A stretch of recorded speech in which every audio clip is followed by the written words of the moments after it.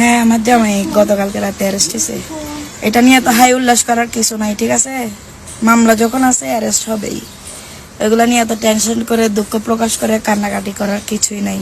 আপনারা যারা ভাবতেছেন আমার জামাই অ্যারেস্ট হয়েছে আর কোনোদিন বের হবে না, ওদের জন্য এক বালতি সমবেদনা। আমরা কারি কারি বান্ডিল বান্ডিল টাকা ছেড়ে আমার জামাইকে নিয়ে আসবো।